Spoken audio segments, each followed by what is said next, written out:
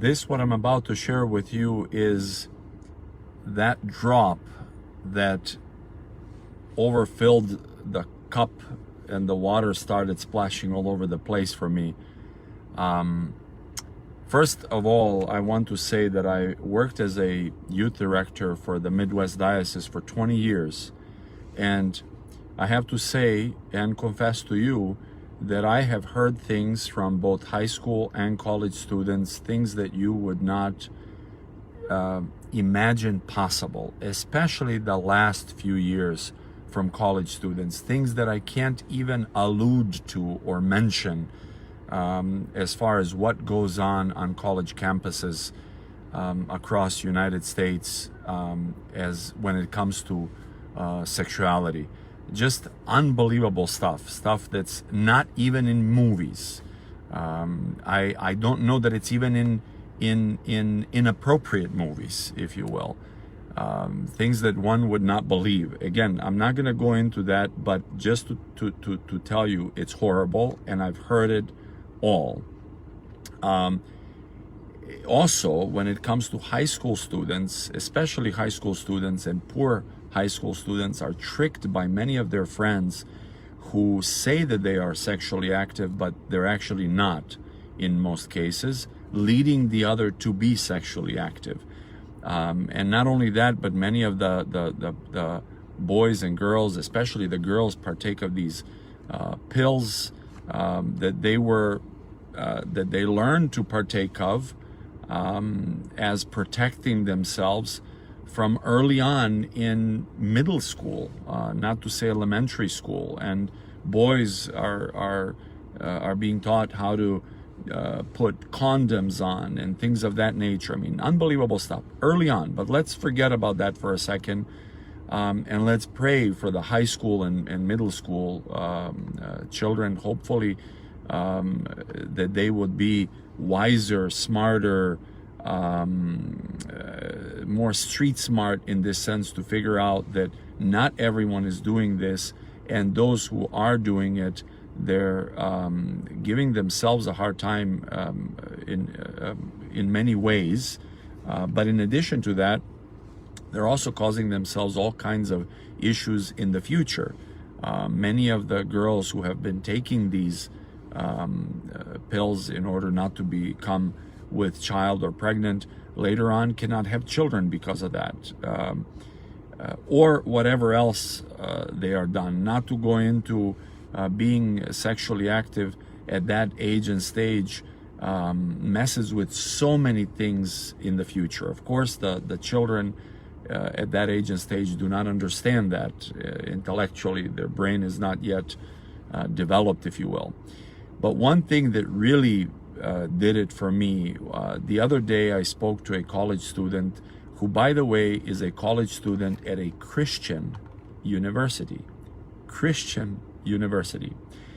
They had their orientation, as many of them are having these days, and this was an orientation for the freshmen. And this person came to teach them about safe sex. And one of the first things that the person said was, those of you who have learned properly how to have safe sex, I don't have to tell you many things, but I'm sure, but I hope we don't have amongst us people who have been taught that they should save themselves for marriage. Ha ha ha ha ha.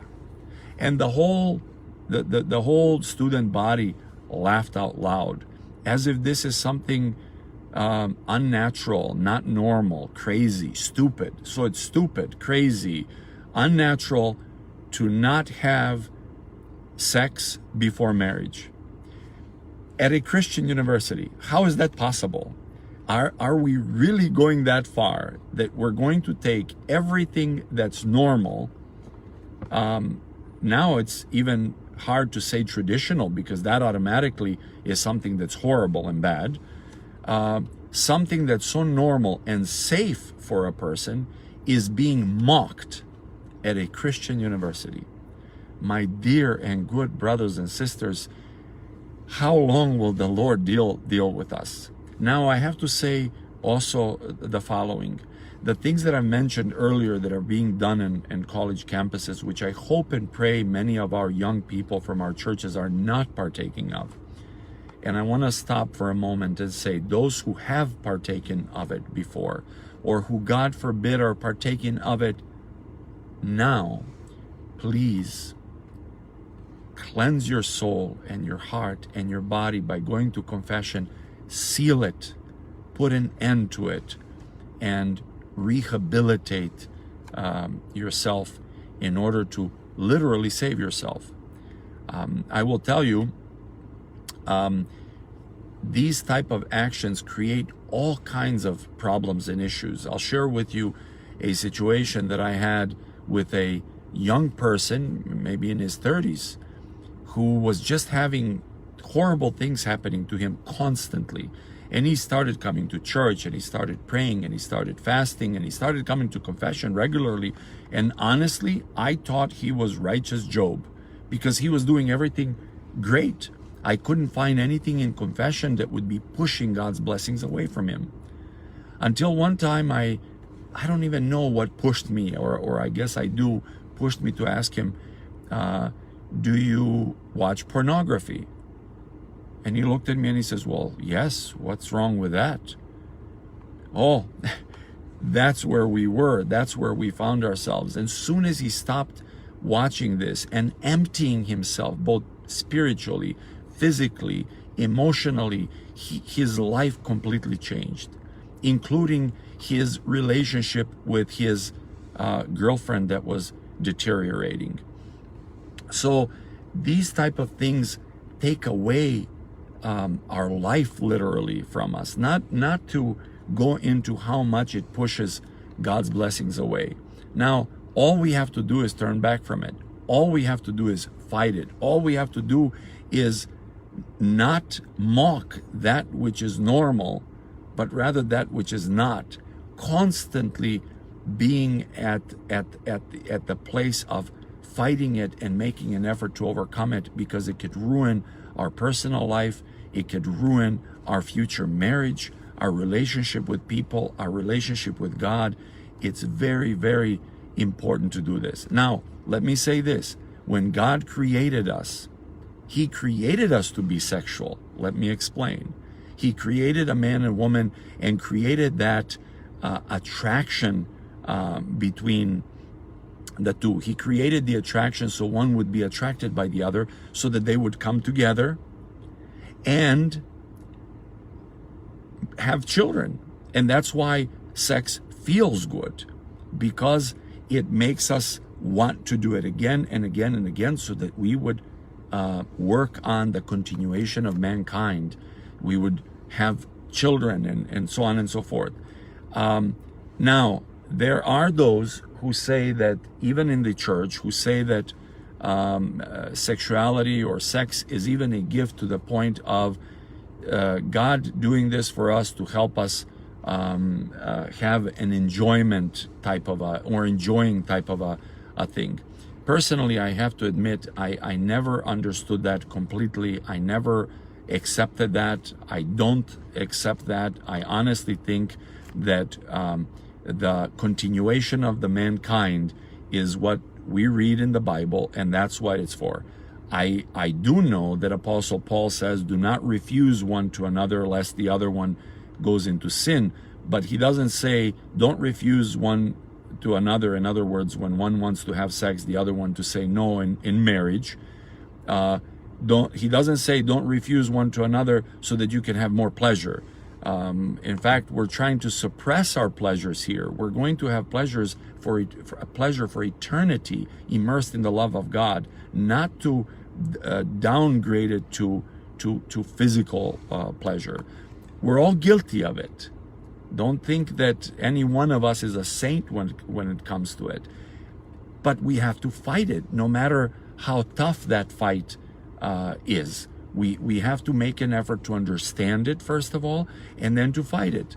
That's one of the reasons that one of the reasons that we get married. Not the only reason, but one of the reasons is to enable to be order for us to control it. Marriage is a perfect way to control these urges that we have. And that's where Apostle Paul says, don't refuse one to another, except when you're fasting.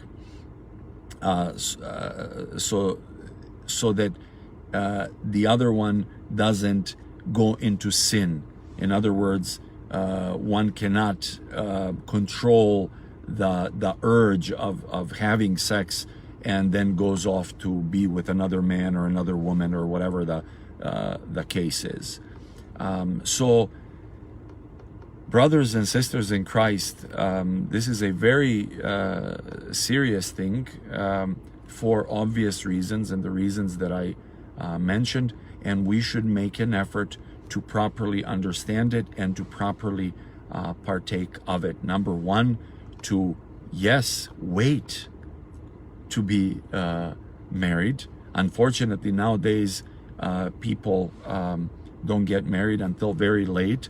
But even in that case, one should make an effort to control these urges and not to not only buy into it, but be sucked into it, or give into it rather, by partaking of it as if it's like eating a nice piece of meat, or like eating some fruit, or whatever the case is, or drinking a favorite drink, or going on vacation.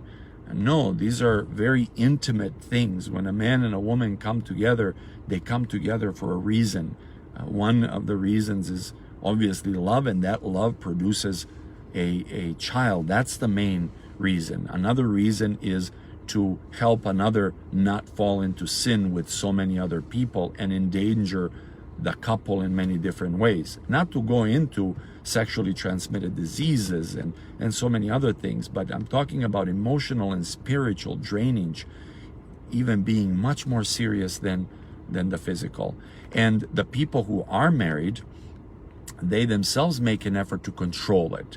Yes, they give one to another, but at the same time, they also help the other fight it by giving it a break, by not partaking of it during fasting seasons to the best of our ability, obviously, in order to be able to overcome it.